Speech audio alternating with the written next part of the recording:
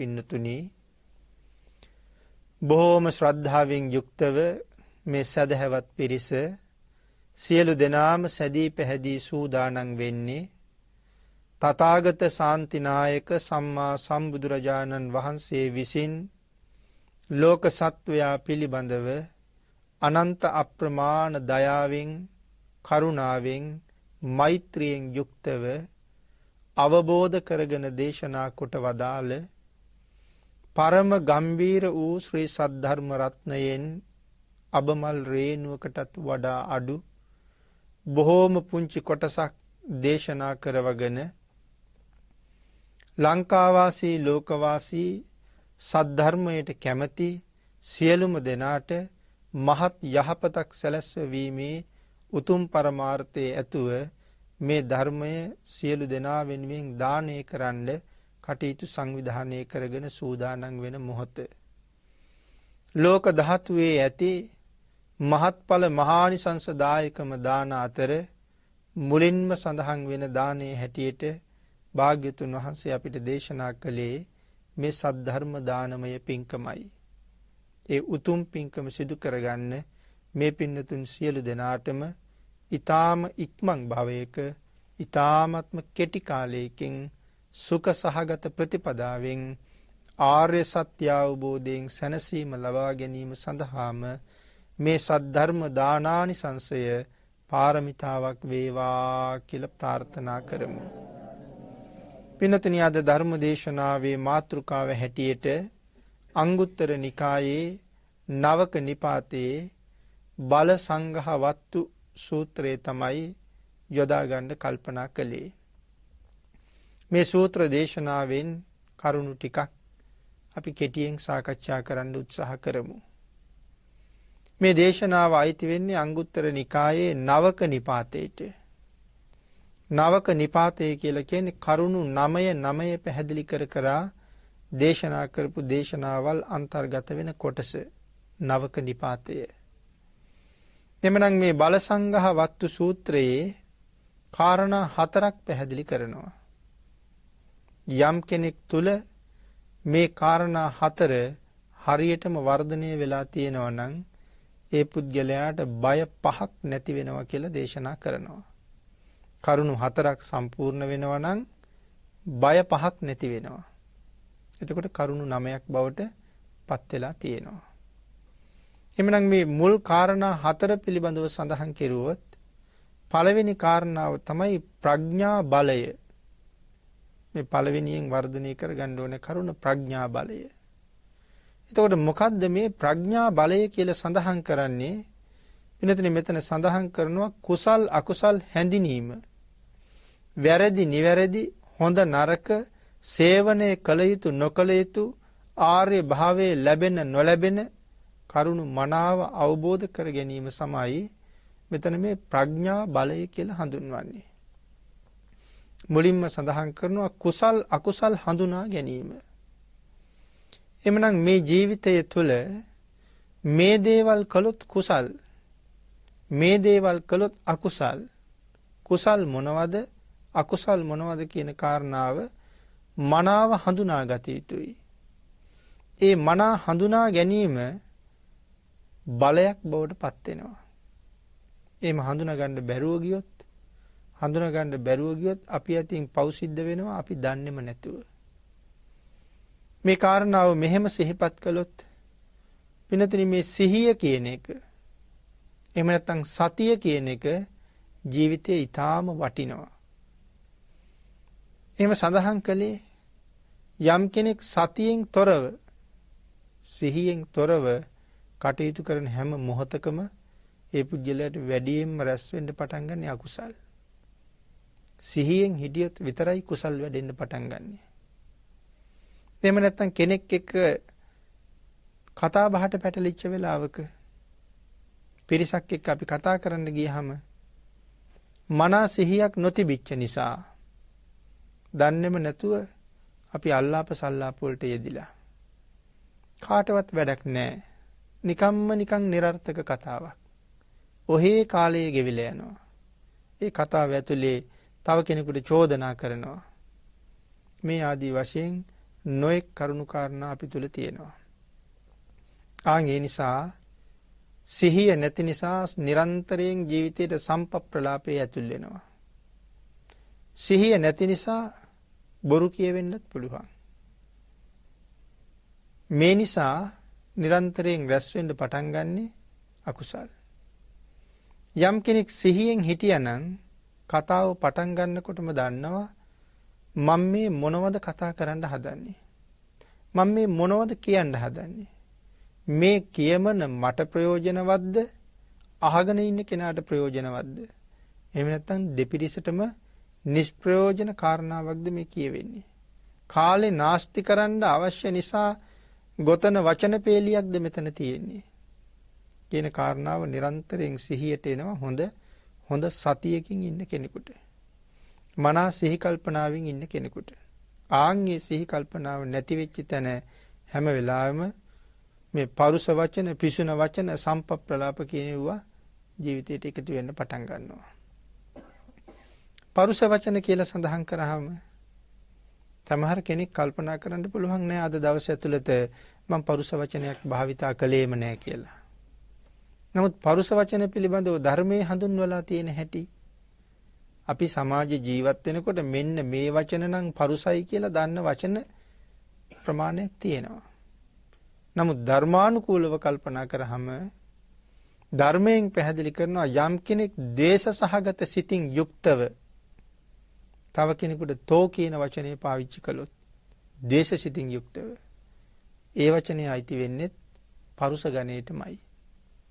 එහෙනම් ද්වේෂ සිතින් ප්‍රකාශ කරන වචනත් පරුස ගණේටම අයිති වෙනවා.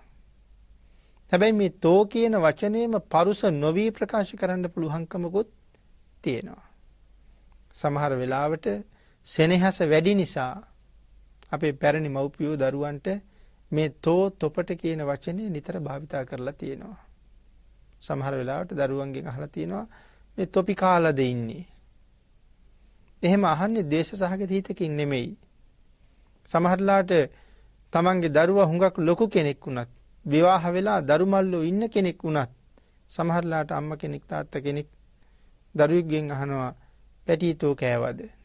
මේ වගේ වචන පාවිච්චි කරනවා. එතකොට එතන කිසිම ද්වේෂ සහගත බවක් නැහැ. එතන තියෙන බොහොම අනුකම්පා සහගත වචනයක්. එහෙම වුණොත් ඒ වචනේ පරුස වෙන්නේ නැහැ. නමුත් ද්වේෂසිතින් යුක්තව කාට හරි මේ තෝ කියන වචනේ පාවිච්චි කරුවොත් ඒකත් පරුස වචන ගණයට යනවා. එහෙනම් හරියට කෙනෙක් සිහියෙන් ඉන්නවා නම් ද්වේෂසිතක් එනකොටම දැනගන්නවා මට ද්වේෂසිතක් ආවා කියලා. එහෙනම් සඳහන් කරන්නේ ද්වේෂසිත හඳුනාගෙන වහාම ඒ ද්වේෂසිත එතනින්ම අයින් කරගන්න කියලා. එහෙම නැත්නම් අපිට අකුසල් පිරෙන්න පටන් ගන්නවා අපි දන්නේම නැතුව. ද්වේෂය කියලා කියන්නේ මහ ලොකු අකුසලයක්.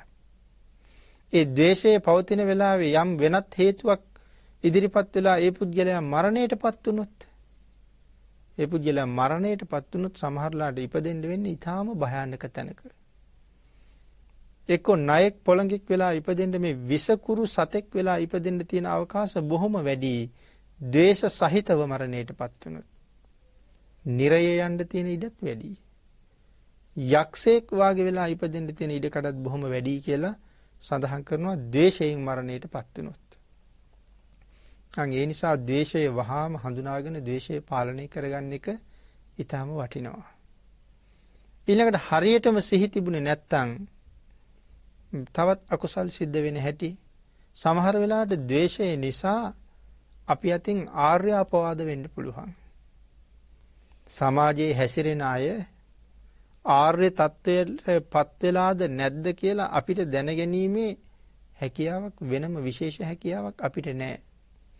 ඒ පුද්ගලයාගේ බාහිර පෙනුමෙන් ඒක හරියටම පේන්නේත් නෑ. ඔය අතර ආර්යයන් වහන්සේලා ඉන්නත් පුළුවන්.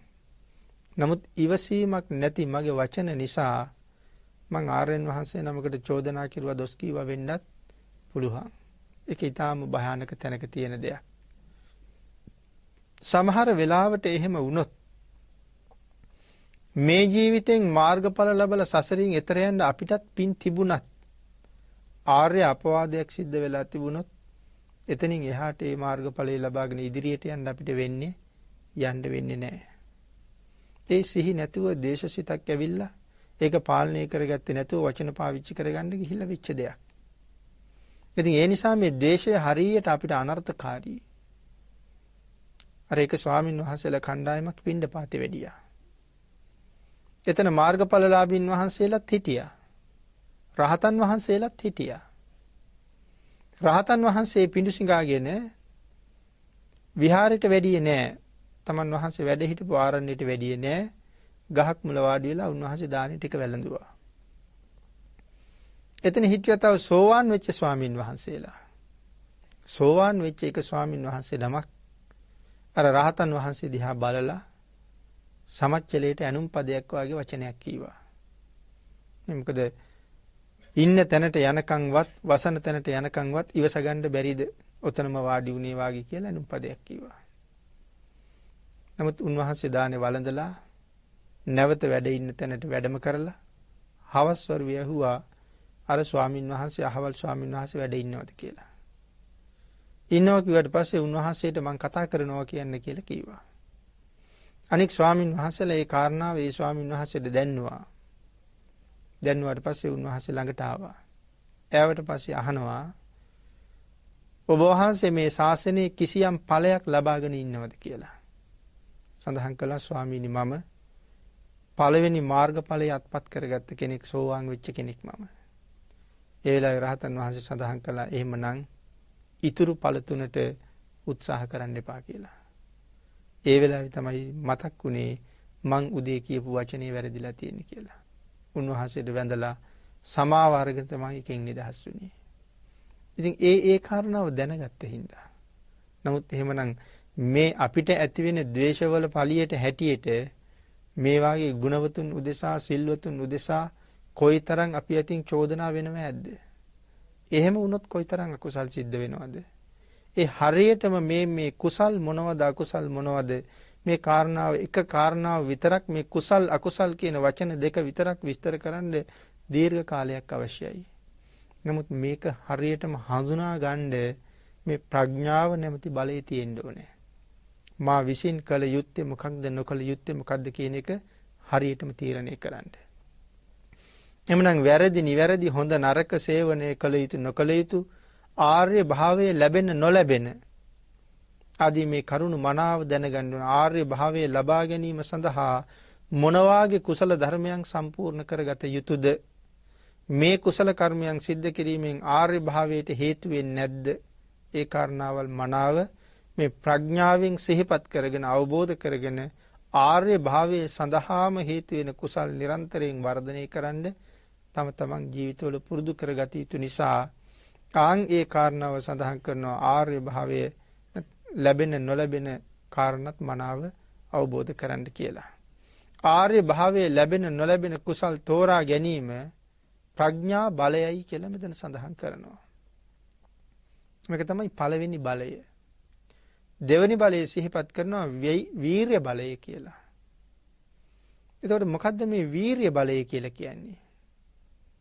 මෙතන වීර්ය බලය සඳහන් කරනවා අකුසල ධර්ම, වැරදි ධර්ම, සේවනය නොකළ යුතු ධර්ම නැති කිරීමේ බලය වීර්ය බලයයි. අකුසල ධර්ම, වැරදි ධර්ම, සේවනය නොකළ යුතු ධර්ම නැති කිරීමේ බලය වීර්ය බලයයි. අකුසල ධර්ම. එහෙනම් අකුසල ධර්ම කියලා කියන්නේ මේ අපේ චිත්ත සංතානය තුළ වැඩියෙන්ම උපදින්න පටන් ගන්න අකුසල්. කුසල් උපදිනවා බොහෝම අඩුයි. අපි කල්පනා කරලා බැලුවොත් මෙහෙම. දවසේ පැය 24ක් අපිට ගෙවිලා යනවා. මේ පැය 24 තුළ මේ පින්නතුන් අද මේ පැයක් සද්ධර්ම ශ්‍රවණය කිරීම සඳහා මෙතන වාඩි වෙලා ඉන්නවා. සමහර වෙලාවට අද දවසටම මීට වඩා අය පින්කමකට යෙදෙන්න කාලයක් එන එකක් නැහැ. නමුත් අද දවසේ පැය 23ක් තව ගෙවෙනවා. එහෙනම් පැය 24න් එක පැයක් අපි පින්කමක් සඳහා කල්ගත කළා. පැය 23ක්ම අපි අදින් පින් නෙමෙයි සිද්ධ වෙන්නේ. සිහිය නැතුව කතා කරන වචනයක් පාසා සමහරලාට අකුසල්මයි පිරෙන්නේ. ඉතින් සමහර වෙලාවට සමහර කෙනෙකුගේ ක්‍රියාවක් දැකලා ද්වේෂසිත උපදිනවා. සමහර වෙලාවට ලෝභසිත උපදිනවා. රාගසිත උපදිනවා. මෝහසිත උපදිනවා. ඒ හැම මොහොතකම අකුසල් රැස් කරගන්නවා ඒ සිතුවිලිත් එක්ක ක්‍රියාත්මක වෙන වෙන ආකාරයට. එhmenan ඒකයි සඳහන් කළේ මේ අකුසල ධර්ම හඳුන ගන්න ඕනේ. මගේ හිතට මේ නැගෙන්නේ අකුසලයක් කියන කාරණාව මනාව හඳුනා ගැනීමේ හැකියාවක් අපිට තියෙන්න ඕනේ. මේ සඳහා ජීවිතය හොඳට පුරුදු කරලා තියෙන්න ඕනේ. ඒකයි භාග්‍යතුන් වහන්සේ මේ කරුණ පැහැදිලි කරන්නේ. ජීවිතේ මනාව පුරුදු කරලා තියෙන්න ඕනේ මේ කාරණාව හැංගෙන්න. තමන්ගේ හිතට යම් සිතුවිල්ලක් ඇතුල් වෙනකොටම තේරුම් ගන්න පුළුවන් වෙන්න ඕනේ මේ ආවේ කුසල්ද අකුසල්ද කියලා. ඉතින් ඒකට හොඳ ඉරියාපතයක් වැඩිලා තියෙන්නත් ඕනේ. එතකොට තමයි වැටහෙන්නේ මේ ඇතුළුනේ අකුසලයක් කියලා. එහෙනම් වහාම අකුසලයේ හිතින් දුරු කරලා කුසල් වලින්ම ජීවිතය පුරවා ගන්න හැම වෙලාවෙම කටයුතු කරගන්න පුළුවන් වෙනවා. අකුසල් මොනවද වැරදි මොනවද කියන එක හරියටම තේරුම් ගන්න පුළුවන් වෙච්චාම. සේවනයේ කළ යුතු නොකළ යුතු දේවල් මොනවද කියන කාරණාව හරියටම අවබෝධ කරගන්න පුළුවන් වෙනවා. ඒකටත් එහෙනම් අර මුලින් සඳහන් කළා වගේ මනා සිහියකින්ම ජීවත් වෙන්න ඕනේ. මේ සිහිය හරි වටින නිසානේ භාග්‍යතුන් වහන්සේ මේ සතිපට්ඨානය කියන කාරණාව මේ තරම් අගය කරලා තියෙන්නේ. අපේ භාග්‍යතුන් වහන්සේ සතිපට්ඨාන දේශනා කළේ කුරු රටදී. කුරු රට මිනිස්සු හරීම ප්‍රඥාවන්තයි. මේ මිනිස්සුන්ට මේ සතිපට්ඨාන ධර්මයේ දේශනා කරපු සැනින් අවබෝධ කරගන්න තරම් හොඳ ප්‍රඥාවක් තිබුණ නිසා තමයි කුරු රටටම වැඩි මේක දේශනා කරන්නේ. සඳහන් කරනවා මේ කුරු රට මිනිස්සු නිරන්තරයෙන්ම හොඳ සතිපට්ඨානයක හිටිය කියලා. තවත් කෙනෙක් මගදී මුණ ගැහිච්චාම ඒ තැනැත්තාගෙන් හෝ තැනැත්තියකින් විමසනවා මෑණියනි නැත්තම් පියාණෙනි සහෝදරයාණෙනි සහෝදරියනි මේ ඔබ මේ වෙලාවේ කුමන සතිපට්ඨානයක් ඔස්සේ කටයුතු කරනවාද කියලා අහනවලු. එහෙම අහනකොට අනික් කෙනා සඳහන් කළේ නැත්තම් එහෙම සතියක පිහිටලා නැහැ කියලා මම එහෙම චෝදනා කරනවා කියලා සඳහන් කරන්නේ. චෝදනා කරලා මේ සතිපට්ඨානයේ පිහිටන්න කියලා කරුණු පැහැදිලි කරලා දෙනවා. එහෙම නැත්තම් විමසනකොට අනික් කෙනා සඳහන් කළොත් මෙන්න මේ වාගේ සතියක මම පිහිටවලා ඉන්නවා කියලා බොහොම අගය කරනවා කියලා සඳහන් කරනවා. ඒ නිරන්තරයෙන්ම අකුසලයෙන් වැළකීලා කුසලයෙන්ම ජීවිතය ආරක්ෂා කරගන්න කටයුතු කරන නිසා. ඒ නිසා මේ කුසල ධර්ම, නිවැරදි ධර්ම, සේවනයේ කළ යුතු ධර්ම, ආර්ය භාවයේ ලැබෙන ධර්ම, නොලැබෙන ධර්ම මේවා ලබන්න වඩන්න ඒ වෙනුවෙන් වීරියෙන් සිත නගා හිටවීම වීර්ය බලයයි කියලා සඳහන් කරනවා. එහෙනම් ඒ කොහොම වීරියක්ද? වීරිය වෙච්චාම පින්නතුනි මෙතන සඳහන් කරනවා ආරම්භ ධාතු. මොනවද මේ ආරම්භ ධාතු කියලා කියන්නේ? අපි යම් කිසි වැඩක් කරන්න පටන් ගන්නවා. ඒ වැඩේ ආරම්භ කරනවා අද ආරම්භ ධාතු. කෙනෙක් තීරණය කළොත් කෙනෙක් කල්පනා කරනවා මම අද භාවනා කරනවා කියලා. ඒකට ලොකු වීරියක් ඕනේ. නැත්තම් උදේ එහෙම තීරණය කළාට ඒ වෙලාව එනකොට වාඩි වෙන්න හරි අමාරුයි. ඒ වෙනුවෙන් වෙන කටයුතු ඕන තරම් යෙදෙනවා.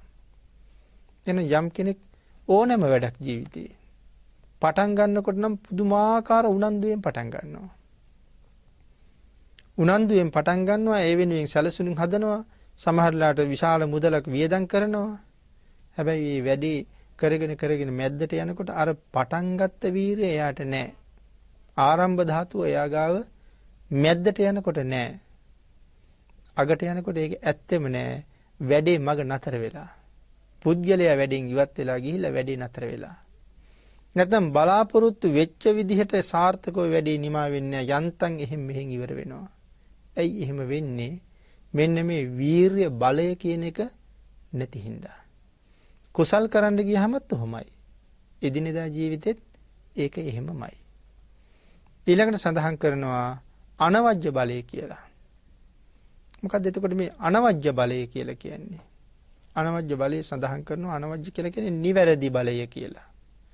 ඒතර කුමක් සඳහාද? කාලයක් මුළුල්ලේ කරගෙන ආපු දේවල් සිහි නුවණින් කිරීම නිවැරදි බලය. කාලයක් මුළුල්ලේ කරගෙන ආපු දේවල් සිහිනුවණින් කිරීම. එතකොට මොනවද මේ කාලයක් මුළුල්ලේ කරගෙන ආපු දේවල් කියලා මෙතන සඳහන් කරන්නේ? විශේෂයෙන් සිහිපත් කරන්න පුළුවන් සිත, කය, වචනය මුල් කරගෙන අපි කරගෙන ආපු දේවල් කාලයක් තිස්සේ නිවැරදිව කිරීම. එතකොට අපි සිතෙන් කරපු දේවල් නිවැරදිව කෙරුවද? කයෙන් කරපු ක්‍රියාවන් නිවැරදිව කෙරුණද? වචනයෙන් කරපු ක්‍රියාවන් නිවැරදිව කෙරුණද? මෙතෙක්කල් වචන පාවිච්චි කරන්න ගිහිල්ලා මං අතින් කොයිතරම් අකුසල් සිද්ධ වෙන්නේ නැද්ද? මෙතන මේ දස අකුසලයේ ගැනීම සිහිපත් කරන්න පුළුවන්. කය මුල් කරගෙන අකුසල කර්ම 3ක් කෙරෙනවා. ප්‍රාණඝාතය කෙරෙන්නේ කය මුල් කරගෙන. හොරකම කෙරෙන්නේ කය මුල් කරගෙන. වැරදි කාම සේවනයත් කෙරෙනවා. ප්‍රාණඝාතය, අදත්තා දානය, කාම මිත්‍යාචාරය. මේ කාරණා තුනම කය මුල් කරගෙන සිද්ධ වෙච්ච අකුසල ධර්මයන්. එහෙමනම් මෙතෙක්කල් මගේ කය මම නිවැරදිව පාවිච්චි කළාද කියන කාරණාව කල්පනා කරන්න පුළුවන් වෙන්න ඕනේ. කාලයක් තිස්සේ කරගෙන ආපු දේවල් සිහි නුවණින් කළාද? එහෙනම් මේ කරුණු තුන කල්පනා කරලා බලන්න ඕනේ. හිතෙන් කරන වැරදි අවිද්‍යාව කියලා කියන්නේ දැඩි ලෝභය, ව්‍යාපාදය, මිත්‍යා දෘෂ්ටිය. මේ අකුසල් මාතින් සිද්ධ වුණාද මෙතෙක්කල් කියලා හරියටම කල්පනා කරලා අවබෝධ කරන්න පුළුවන්කම තියෙන්න ඕනේ. මිත්‍යා දෘෂ්ටි කියලා කියවේ මේ භාග්‍යතුන් වහන්සේ දේශනා කරපු නිවැරදි ධර්මයට පටහැනිව යම් කෙනෙක් කල්පනා කළා නම්, කටයුතු කළා නම් මිත්‍යා දෘෂ්ටියක්. එහෙම සඳහන් කරාම කාලයක් ලෝකෙ හිටියා ලෝකේ සාස්වතයි කියපු අය. ලෝකේ සදාකාලිකයි. එහෙමනම් ඒක මිත්‍යා දෘෂ්ටියක්. මේ ආදී වශයෙන් සඳහන් කරපු මේ සත් ශාස්ත්‍රවරු වගේ අය මිත්‍යා දෘෂ්ටිකයන්. එනම් භාග්‍යතුන් වහන්සේ ලෝකේ සදාකාලික නැහැ. ලෝකේ යථා ස්වභාවයේ භාග්‍යතුන් වහන්සේ ඇත්ත ඇති හැටියටම පැහැදිලි කළා. ඒක සම්මා දිට්ඨියයි. එයින් පරිබාහිර වෙච්ච දේවල් මිත්‍යා දෘෂ්ටියයි. එහෙනම් මිත්‍යා දෘෂ්ටි කියලා කියවේ ඒක. ඒතකොට වචනයෙන් කරපු දේවල්. පින්නතනි වචනයෙන් කරන දේවල් බොරු කීවා. කේලම් කීවා. පරුෂ වචන කීවා. හිස් වචන කීවා. දැන් අපි ඔක්කොම කාලයක් තිස්සේම මේ දේවල් කරගෙන ආපු දේවල්. යම් අවබෝධයක් ඇති වෙලා කතා කරන්න පුරුදු වෙච්ච දවසේ ඉඳලා අපි අතින් මේ වචනේ කරන අකුසල් මේ විදිහටම කෙරුණා. හැබැයි සිහි තිබුණෙත් නැහැ, නිවැරදිව කෙරිලත් නැහැ. එහෙනම් මෙතන නිවැරදි බලය නැත්තම් අනවජ්‍ය බලය කියලා කියන්නේ ඒකයි. කාලයක් තිස්සේ කරගෙන ආපු දේවල් හරියටම කෙරුවද නැත්තම් සිහි නුවණින් යුක්තව කළාද කියලා කල්පනා කරලා බලන්න කියලා කියනවා. නිවැරදිව කළාද කියලා හිතන්න කියලා කියනවා. ඊළඟට සඳහන් කරනවා මේවා නිවැරදිව කළ බව වැටහීම තමා නිතර තමා දෙස බැලීමක්. හැම වෙලාවෙම තමන් දිහා බලන්න කියලා කියනවා. මේ කරන කියන දේවල් නිවැරදිව කරනවද මම? අනුන් දිහා බලන් ඉස්සලා තමන් දිහා බලන්න කියනවා. මගේ මේ සිතින් කයෙන් වචනයෙන් කරන දේවල් හරිද? නිවැරදිද මේවා? අනුන්ගේ අඩුපාඩු හොයන්න කලින් දකින්න කලින් මගේ මෙතන තියෙන අඩුපාඩුව මං සම්පූර්ණයෙන්ම निराකරණය කරගෙන තව කෙනෙක් දිහා බලනවා නම් මං පිරිසිදු පුජ්‍යලයක් හැටියටයි අනික් අය දිහා බලන්න පටන් ගන්න තියෙන්නේ. එහෙනම් ඊටාම සිහි නුවණින් Taman දිහා බලාගෙන ඒ කටයුතු හරියටම කිරලා නැත්නම් තමා විසින් තමාටම චෝදනා කරගන්න ඕනේ. තමන්ටම චෝදනා කරගෙන නිවැරදි වෙන්න උත්සාහ කරන්න ඕනේ නිවැරදි බලය. හතරවෙනි කාරණාව තමයි සංඝහ බලය. සංඝහ බලය කියහම පින්නතුනි සංග්‍රහ බලය තුල තව කාරණා හතරක් තියෙනවා. ඒකට අපි කියනවා සතර සංග්‍රහ වස්තුව කියලා. ඒ සංග්‍රහ බලය තුලයි මේ කාරණා ටික තියෙන්නේ. දානය, ප්‍රිය වචනය, අර්ථචර්යාව, සමානාත්මතාවය. මේ කාරණා හතරම අයිති වෙන්නේ සංග්‍රහ බලය ඇතුළට. එතකොට මොකද්ද දානය? දානය කියලා සඳහන් කරාම මේ ලෝකේ විවිධ දාන තියෙනවා. ඒ විවිධ දාන අතර බුදුරජාණන් වහන්සේ දානයේ මුල්ම තැන අපිට පැහැදිලි කරලා තියෙනවා. දානය ඊටාම මහත්ඵලයි, මහානිසංසයි කියන කාරණාව දක්ෂිනා විභංගයෙන් අපූර්වට පැහැදිලි කළා. මේ ජීවිතේ දිනන්න අවශ්‍ය සුවිශේෂී කරුණු මේ දේශනාව තුළ අන්තර්ගතයි දක්ෂිනා විභංගය තුළ. යමෙක් දක්ෂිනා විභංගය හරියටම අවබෝධ කරගත්තා නම් ඒ පුද්ගලයාගේ ජීවිතයට මහත් වූ ආයෝජනයක් මේ ජීවිතෙන් කරගන්න පුළුවන් කෙනෙක් බවට පත් වෙනවා. එහෙනම් මේ ධර්මය දැන ගැනීම තුළ තමන්ට ලැබෙන මනා වූ ලාභ දක්ෂිනා විභංගයෙන් කියන්නේ දානය ගැන. දන් දීම හරියටම අවබෝධ කරගෙන දානයක් දුන්නොත් මොන තරම් දැවැන්ත ආයෝජනයක් කරන්න පුළුවන්ද කියන කාරණාව එතකොට වැටහෙනවා. එහෙනම් මෙතන මුල්ම තැන සඳහන් කරනවා දානීය උපත. දානීය උපත පැහැදිලි කරනකොට සඳහන් කරනවා මේ ඉඳුල් වතුර ටිකක් එදිනෙදා ආහාර අනුභව කරලා අතත් සෝදලා අනුභව කරපු පිඟාන නැත්තම් ඒ භාජනය හොදලා අපි වතුර ටික විසි කරනකොට ඒ වතුර භාජනයේ තියෙනවා අපිට ආහාරයට ගන්න බැරි නමුත් තවත් කෙනෙකුට ආහාරයට ගන්න පුළුවන් ආහාර කොටස්. අපි දකිනවා වතුර ඉඳුල් ටික විසි කරාම මේ කූඹි වාගේ පුංචි සත්තු ඇවිල්ලා ඉන්නවා එතෙන්ට. ඒ කියන්නේ ඒගොල්ලන්ට ආහාර එතන තියෙනවා. කුරුල්ලෝ කොබෙයියෝ වාගේ සත්තු ඇවිල්ලා එතන ගැවසෙනවා. ඒ කියන්නේ එතන ඒගොල්ලන්ට ගැලපෙන ආහාරත් තියෙනවා. යම් කෙනෙක් ඉඳුල් වතුර ටික විසි කරනකොට කල්පනා කළොත් මේ ඉඳුල් භාජනයේ මේ ඉඳුල් ජලයේ තියෙන ආහාරය අනුභව කරලා ජීවත් වෙන සියලුම සත්තුන්ට දානයක් වේවා කියලා කල්පනා කරලා විසි කළොත් එහෙමනම් තිරිසන් සතෙකුට ආහාර දීපු කුසලයේ හම්බ වෙනවා. එතකොට අනාගත ජීවිත 100ක් මට බඩගින්නේ ඉඳ වෙන්නේ නැහැ. එතකොට දවසකට 3 වතාවක් ආහාර අනුභව කරලා ওই වැඩේ කරනකොට ওই අදහස ඇති වුණොත් අනාගත ජීවිත 300ක මට සාපිපාසාදිය දුරු කරගන්න තරම් හේතු වෙන මහා කුසලයක්. මේක තමයි දානීය උපත. මෙතනින් පටන් අරගෙන මහා සංඝසතු දාන දක්වා ජීවිත පූජාව දක්වා දානීය විස්තර කරන්න පුළුවන්. මේ තමයි දානීය උපත. දානය කියන එක මොන තරම් කොයි වගේ සරල තැනකින් පටන් ගන්න පුළුවන්ද කියන කාරණාව. ඊළඟට සඳහන් කරනවා මේ දානයන් අතර මහත්ඵල මහානිසංසදායක වූ අග්‍රතම දානය බවට පත් වෙන්නේ ධර්ම දානයයි කියලා. සියලුම දානයන් අභිභවනය කරපු අග්‍රතම දානය තමයි සද්ධර්ම දානය. ලෝකයාට හිතසුව පිණිස, ලෝකයාගේ සුගතිය පිණිස, ජීවිත නිවැරදි කර ගැනීම පිණිස, සතර අපායෙන් ගලවා ගැනීම පිණිස, කුසල ධර්ම පිළිබඳව අවබෝධය ඇති කිරීම පිණිස, සද්ධර්ම ප්‍රීතිය ඇති කරවීම පිණිස සද්ධර්ම දානය මේ ලෝකේ සියලුම දෙනාට වටින නිසා දානයන් අතර අග්‍රතම දානය සද්ධර්ම දානයයි. මේ සිදු කරමින් සිටින්නේද යති උත්තරීතර වූ දානමය පින්කමයි. ඊළඟට ප්‍රිය වචනය. ප්‍රිය වචනය කියලා සඳහන් කරාම මිහිරි, කංකලු, මధుර වචන පිළිබඳව සඳහන් කරනවා. එහෙනම් මෙතන සඳහන් කරනවා අම්මා විසින් දරුවාට ආමන්ත්‍රණය කරන හැටි. අම්මා තමන්ගේ දරුවාට ආමන්ත්‍රණය කරන්නේ බොහෝම සෙනෙහසින්. ඒ නිසා සඳහන් කරනවා මවක් දරුවාට ආමන්ත්‍රණය කරන හැටි. සොහොයුරෙක් තමන්ගේ සොහොයුරාට හෝ සොහොයුරියට ආමන්ත්‍රණය කරන හැටි. ඒකත් බොහෝම ලෙන්ගතුව කරුණාව මුසුව කරන ආමන්ත්‍රණයක්. ඊළඟට සඳහන් කරනවා මිතුරෙක් මිතුරෙකුට කරන ආමන්ත්‍රණයක්. ඊළඟට සඳහන් කරනවා ශ්‍රමණ බ්‍රාහ්මණයින් කතා කරන පිළිවෙල.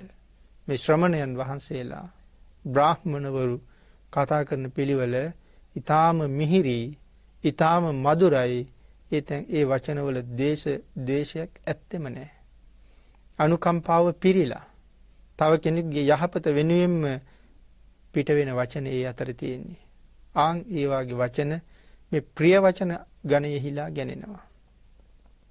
එතකොට මේ සියලුම ප්‍රිය වචන අතර අග්‍රතම ප්‍රිය වචනය වෙන්නේ මනාව ශ්‍රද්ධාවෙන් කන් යොමු කරන පුද්ගලයන්ට.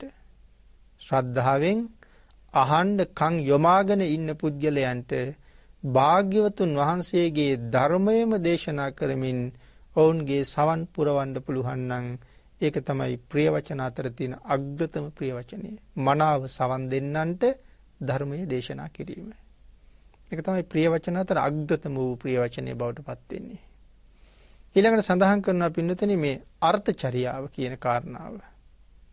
අර්ථචර්යාවත් ලෞකික ලෝකෝත්තර කියලා කාරණා දෙකක් හැටියට සඳහන් කරන්න පුළුවන්. අපි බොහෝම අනුකම්පාවෙන් යුක්තව සඳහන් කරනවා යම් කෙනෙකුට ඔබේ දරුවා මේ පාසලට දාන්න. දැන් දරුවෙක් පාසලට දාන්න එක්කෙනෙක් සූදානම. මගේ දරුවෝ කලින් පාසල් ගියපු අය. ඒ නිසා මම දන්නවා මේ පාසල හොඳයි, මේ පාසලේ උගන්වනවා, මේ පාසලේ දරුවෝ පිළිබඳව තියෙන සොයා බැලීම වැඩි, වගකීම අවධානය වැඩි. ඒ නිසා මම අනික් මගේ මිත්‍රයාටත් කියනවා නෑ දරුවා මේ පාසලට දාන්න. මේ පාසලට ඇතුල් වෙච්ච දරුවෙකුගේ මෙන්න මේ ආකාරයේ ගුණාත්මක සංවර්ධනයකුත් සිද්ධ වෙනවා. ඒ නිසා මේ පාසලට දරුවන් යොමු කරන්න. ඊළඟට කෙනෙක් රැකියාවක් වෙනුවෙන් අධ්‍යාපනයේ ඊළඟට පුහුණු කරන්න පටන් ගන්නකොට මෙන්න මේ රැකියාවල් වෙනුවෙන් ශිල්ප හදාරන්න. මෙන්න මේ අංශයෙන් මේ මාර්ගයෙන් ශිල්ප හදාරන්න. යම් කෙනෙකුට යම් කෙනෙක් බොහොම අනුකම්පාවෙන් එහෙම කියනවා නම් ඔබ ජීවත් වෙන ප්‍රදේශය ඔබට ගැලපෙන්නේ නැහැ, ඒක ඔබට කරදරකාරී. මේ ප්‍රදේශයේ කුසල් කරගන්න අපහසුයි. ඒ නිසා ඔබ මෙන්න මේ ප්‍රදේශයෙන් ජීවත් වෙන්න. මේ පැත්ත හොඳයි. සුදුසු ප්‍රදේශයක ජීවත් වෙන්න කියලා අපි යොමු කරනවා නම් යම් කෙනෙක් අන් ඒක අර්ථචර්යාවයි. එතකොට අග්‍ර වූ අර්ථචර්යාව හැටියට සඳහන් කරන්නේ ශ්‍රද්ධාව නැති අය ශ්‍රද්ධාවට පත් කරන්න කටයුතු කරනවා නම් ශ්‍රද්ධාව නැති අය ශ්‍රද්ධාවේ පිහිටවනවා. සිල් නැති අය සීලේ පිහිටවනවා. දානයට යොමු වෙලා නැති අය දන් දෙන්න කැමැත්ත ඇති කරනවා, දානයට යොමු කරනවා. යම් කෙනෙක් එහෙම කරනවා නම් ඒක තමයි මේ ලෝකේ තියෙන අර්ථවත්ම අර්ථචර්යාව. අර්ථචර්යාවන් අතර අග්‍ර වූ අර්ථචර්යාව. ප්‍රඥාව ලබන්න මඟ කියලා දෙන එක අග්‍ර වූ අර්ථචර්යාවයි. ඊළඟට පින්නතුනි එතන අවසාන කාරණාව සඳහන් කරනවා සමානාත්මතාවය. සැමට සමව සැලකීම තමයි මෙතන සමානාත්මතාවය කියලා කියන්නේ. ධනවතාටත් නිර්ධනයන්ටත් එකම ආකාරයෙන් සැලකීම මෙතන සමානාත්මතාවයේ හැටියට සඳහන් කරනවා.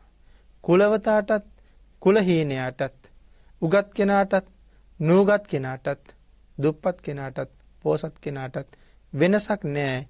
ඒ සියලුම දෙනාට අපේ ගෙදර ආපුවම අපි සලකන්නේ එකම විදිහට. ඒ සියලුම දෙනා එක කතා කරනකොට උගත්ද නුගත්ද දුප්පත්ද පොසත්ද කුලවත්ද කුලහීනද කියලා කල්පනාවක් නැහැ. අපි හැමෝටම කතා කරන්නේ එකම විදිහට නම් මේ සියලුම දෙනාට එකම විදිහටයි අපි කතා කරන්නේ. එහෙනම් ඒකට කියන්නේ සමානාත්මතාවය. ඊටාම උගත් කුලවත් කෙනෙකුට අපි මහත්යෝ කියලා කතා කළා නම් ගමේ ගෙදර අපි කතා කරන කුලයෙන් හීනයි කියලා සමාජයේ හඳුන්වන බුදුදහමේ එහෙම අය නැහැ. සමාජයේ හඳුන්වන අය ඒ පුජ්‍යලයටත් අර වගේ කටපුරාම මහත්යෝ කියලා කතා කරන්න පුළුවන් නම් මේ කෙනාට අම්මා කිව්වා වගේ අර කෙනාටත් කටපුරාම අම්මේ කියලා කතා කරන්න පුළුවන් නම් මං අතර කිසි කෙනෙක් පිළිබඳව ભેදයක් නෑ. අපි සියලු දෙනාම මිනිස්සු. අපේ බුදුරජාණන් වහන්සේගේ ශාසනයේ එහෙම ක්‍රම තිබුණේ නෑ. භාග්‍යතුන් වහන්සේ පහළ වෙච්ච ಭಾರತයේත් උන්වහන්සේ පහළ වෙනකොට කුල 4ක් තිබුණා. ඒ කුලවලට ඒ විදිහට තමයි සැලකුණේ. නමුත් සම්මා සම්බුද්ධ ශාසනය ඇතුලේ එහෙම වෙනසක් තිබුණේ නෑ.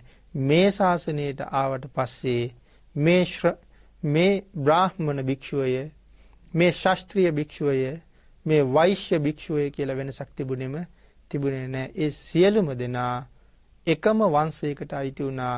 ඒ සියලුම දෙනා ශාක්‍ය පුත්‍ර ශ්‍රමණ කියන නාමයෙන් තමයි හැඳින්වුවේ.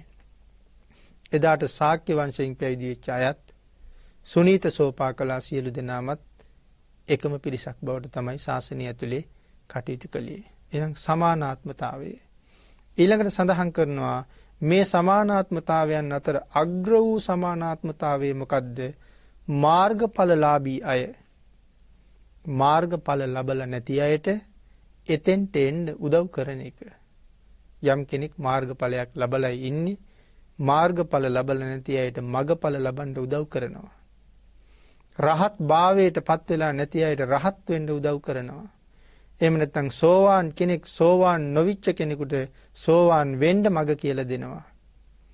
සකදාගාමි කෙනෙක් සෝවාන් වෙච්ච කෙනාට සකදාගාමි මාර්ගයට උදව් කරනවා. අනාගාමි කෙනෙක් සකදාගාමි කෙනාට අනාගාමී තැනට එන්න උදව් කරනවා. රහතන් වහන්සේලා මේ සියලු දෙනාට මේ උතුම් තැනට එන්න උදව් කරනවා. මේ සමානාත්මතාවය අතර අග්‍රතම වූ සමානාත්මතාවයයි.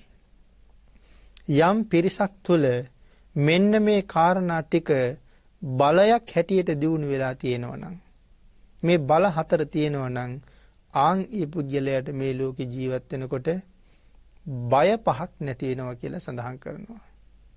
මේ බල හතර තියෙනවා නම් බය පහක් නැති වෙනවා.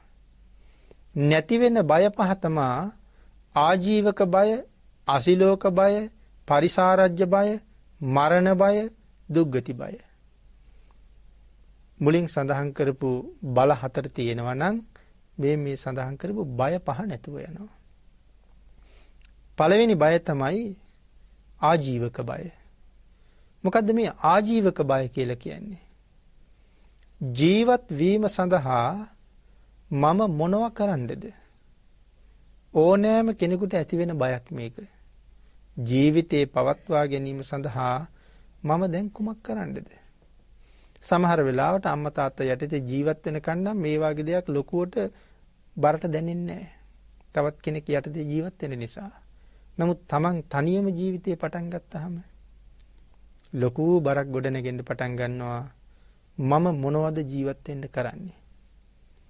දරුවන්ට කොහොමද ආහාර පාන දෙන්නේ? දරුවන්ට කොහොමද උගන්වන්නේ? දරුවන්ට කොහොමද දුකක් නැතුව ඉන්න අවස්ථාව හදලා දෙන්නේ?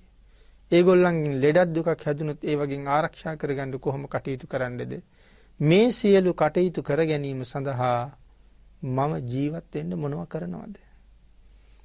ඒ නිසා මේ සමාජයේ පුරාම දකින්නවා ජීවත් වෙන්න වැඩපිළිවෙලක් නැති හින්දා විවිධ තැන්වල ඇවිදිමින් සමහරලාට හොඳ නරක හැමදේම කරන්න යොමු වෙලා තියෙන්නේ මේ ජීවත් වෙන්න ක්‍රමයක් නැති නිසා. නැත්තම් කැමැත්තෙන්ම වැරදි දේවල් කරනව නෙමෙයි. කැමැත්තෙන්ම හොරකම් කරනව නෙමෙයි. නමුත් පවතින ක්‍රමයක් නැහැ. කෙනෙක් කැමැත්තෙන්ම දඩේම යනව නෙමෙයි. නමුත් වෙන ජීවත් වෙන්න ක්‍රමයක් නැති නිසා තමයි මේ ක්‍රමය යොදාගෙන තියෙන්නේ. නමුත් සඳහන් කරනවා අර මුලින් සඳහන් කරපු විදිහට ජීවිතේ මනාව නිවැරදිව සැලසුම් කරගෙන එන පුද්ගලයාට මෙන්න මේ බය ජීවිතේ කවදාවත් ඇති වෙන්නේ නැහැ. ජීවත් වීම සඳහා කුමක් කරන්නද කියන බය එන්නේ නැහැ. තමන්ගේ ජීවන පැවැත්ම උදෙසා ඔහුට කරන්න කටයුතු ඕන තරම් එළඹෙනවා. ඔහුට උදව් කරන්න අයත් ඕන තරම් ගොඩ නැගෙනවා. ඒ නිසා ඒ බයෙන් මිදෙනවා කියලා සඳහන් කරනවා. ඊළඟට පින්නතනි අසිලෝක බය. අසිලෝක බය කියලා කියන්නේ මේ ගැරහුම් බය. ගැරහුම නිසා ඇති වෙන බය.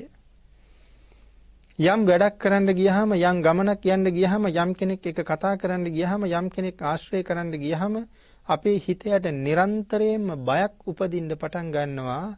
මේ මිනිස්සයත් එක්ක ගමන ගියොත්, මේ මිනිස්සයත් එක්ක කතා කර හිටියොත්, මම මේ වැඩේ කළොත්, මම මෙතන හිටියොත් අන් අය දකින්න අය මා පිළිබඳව මොනවා කියයිද? මට මොනවා කියයිද කියන කාරණාව නිතරම බයක් හැටියට නැගෙන්න පටන් ගන්නවා. ගැළපෙනවද මේ වැඩේ? ගැළපෙනවා වුණත් දකින්න මිනිස්සු මොනවාගේ ආකාරයකින් මා දිහා බලයිද? මිනිස්සු මට ගරහයිද? අන් ඒ වගේ ගැරහුම් බයක් අපේ ජීවිතේට නිරන්තරයෙන් එනවා. ඒ නිසා බේරීම සඳහා බොහෝ දේවල් කරන්න අපිට සිද්ධ වෙනවා. සඳහන් කරනවා මේ බල හතර ඇත්තාට මේ අසිලෝක බය ජීවිතේ කවදාවත් එන්නේ නැහැ කියලා. ඊළඟ කාරණාව සඳහන් කරනවා පින්නතේ පරිසාරජ්‍ය බය. මොනවද මේ පරිසාරජ්‍ය බය කියලා කියන්නේ? ශාස්ත්‍රීය, බ්‍රාහ්මණ, වෛශ්‍ය. බ්‍රාහ්මණ කියලා කියන්නේ එදා සමාජයේ හිටපු උසස්ම අය. ශාස්ත්‍රීය කියන්නේ රජවරු, වෛශ්‍ය කියන්නේ සිටුවරු. මේ අය හැමෝම බොහොම ප්‍රබල අය. ශාස්ත්‍රීය රජවරු හරි භයානකයි. රජුරුව ගාවට ගියපු පුජ්‍යලයාගේ බෙල්ල කැපුවත් රජුරුව අල්ලගෙන රජුරුවන්ට විරුද්ධව චෝදනා කරන්න කිසි කෙනෙක් නැහැ. මේ රජුරුවයි පාලකයයි කියලා කියන්නේ දෙන්නේ. පාලකයෙක් අපිට මොනවා හරි කෙරුවොත් පාලකයාට විරුද්ධව ඕන තරම් අපිට කටයුතු කරන්න පුළුවන්. උසාවිය වල යන්න පුළුවන්. මානව හිමිකම් වලට කතා කරන්න පුළුවන්. ඒ අයට විරුද්ධව. හැබැයි රජුරුවන්ට විරුද්ධව කාටවත් උසාවිය යන්න බෑ. කාටවත් රජුරවන්ට විරුද්ධව කාටවත් මානව අයිතිවාසිකම් ඉල්ලන්න යන්න පුළුවන්කමකුත් නැහැ. රජු කියලා කියන්නේ රටේ පාලකයා. රටේ පාලකයා කියලා කියන්නේ ඒ මුළු ජනතාවගේම අයිතිකාරයා. ඒ නිසා රජුරුව නම් ජනතාවගේ අයිතිකාරයා. රජුරවන්ට ඕන දේ කරන්න පුළුවන්. කාටවත් රජුට එරෙහි වෙන්න පුළුවන්කමක් නැහැ. ඒ නිසා අපි මේ රජවරුන්ට හරි බයයි. සිටුවරු කියන්නේ පෞද්ගලික විශාල හමුදාවල් ඉන්න මහා ධනපතීන්. ඒ අයට එරෙහි වෙන්න පුළුවන්කමකුත් නැහැ ලේසියෙන්. ඒ නිසා බොහෝ දෙනා මේ අය අතරට යන්න බයක් දක්වනවා. බයෙන් තමයි දන්න කියන අයත් එක්ක තමයි පස්සෙන් ගිහිල්ලා යන්තම් යමක් කියා ගන්නව නම් කියාගන්නේ. එහෙම නෑ මේ බල හතර තියෙන කෙනා කෙලින්ම ඕන කෙනෙක් ඉදිරියට ඊටාම නිර්භයව යනවා. අපි තවත් බයයි ඊටාම සිල්වත් ගුණවත් අය ගාවට යන්නත් අපි බයයි. මොකද වචන මාත්‍රයක් වැරදුනොත් පෞසිද්ධ වෙයිද මොනවා වෙයිද? මගේ වචනේ මේ වචනේ කියන එක හරිද? මෙහෙම කියහම මං ගැන මොනවා හිතයිද? ඒ වගේ ලොකු බයක් අපිට නැගෙනවා. ඒ බය ඉන්නේ නෑ මේ බල හතර තියෙන කෙනාට කියලා සඳහන් කරනවා. ඒක තමයි පරිසාරජ්‍ය බය. ඒක නැතුව යනවා. ඊළඟට මරණ බය. මැරෙන්න මේ ලෝකේ හැමෝම බයයි. නමුත් මේ බල හතර දිනු කරගත්ත කෙනා කවදාවත් මැරෙන්න බය නෑ. මාරය දැකලා hina වෙන්න පුළුවන් ශ්‍රේෂ්ඨ ජීවිතයක් ඔහු ගොඩනගලා තියෙනවා.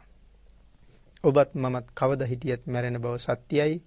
ඒ නිසා කොයිතරම් බය වුණත් මරණයෙන් බේරෙන්න පුළුවන්කමක් ඇත්තෙම නෑ. එහෙමනම් මැරෙනවම නම් ඒ දිහා බලලා කොයිතරම් ඇඬුවත් වැළපුණත් අපිට එකෙන් නිදහස් වෙන්නත් බැරි නම් හඬනවට වැළපෙනවට වඩා hina වෙලා මරණය බාර ගන්න පුළුවන් ජීවිතයක් හරියට වටිනවා. හැබැයි එහෙම මරණය බාර ගන්න පුළුවන් වෙන්නේ මේ ලෝකේ මේ නිවැරදි කියන වැඩපිළිවෙල ඔස්සේ ජීවත් වෙච්ච කෙනෙකුට විතරයි. එහෙම නැත්නම් මරණාසන්න වෙන්න තමන් කරගත් අකුසල ධර්මයන් හිතේ පැන නැගිලා විශාල වශයෙන් වේදනා ගෙනලා දෙන්න බීතිය ඇති කරවන්න පටන් ගන්නවා. ඊළඟට කාරණා පින්නතුනි දුක්ගති බය. ඊළඟට ඇයි මැරෙන්න බය තියෙන්නේ? මැරිලා මම කොහේ යයිද කියන බයක් තියෙනවා. නරක තිරිසන් പ്രേත අසුර මේ සතර අපායවල වල කොහේ ගිහිල්ලා ඉපදෙයිද කියන බයක් උපදින්න පටන් ගන්නවා. ඒ සතර අපායේ බය නැතුව යනවා මුලින් සඳහන් කරපු බල හතර දිනු කරලා තිබුණ කෙනාට. එමනම් මේ බල සංඝවත්තු සූත්‍රය බොහොම කෙටියෙන් මේ කාරණා අපි මේ සාකච්ඡා කරන්නට යෙදුනේ. භාග්‍යතුන් වහන්සේ දේශනා කරනවා මෙන්න මේ මුලින් සඳහන් කරපු බල හතර යම් කෙනෙක් දිනු කළා නම් අපි දෙවණියට සඳහන් කරපු බය හතරින් ඒ පුජ්‍යලයා මිදෙනවා කියලා. එමනම් මේ බල හතර ජීවිතයක ප්‍රගුණ කරගන්න මේ ධර්ම කාරණාව මීට වඩා තව මෙනෙහි කර කල්පනා කරමින් ජීවිතයට එකතු කරගෙන ඊටාම නිවැරදි ජීවිතයක් ගොඩනගා ගන්න මේ සියලු දෙනාටම ශක්තිය ධෛර්යය භාග්‍ය වාසනාව උදා වේවා කියලා ආශිර්වාද කරනවා. අද ධර්ම දේශනාවේ දායකත්වයේ පැපිලියවල කාටගහවත්තේ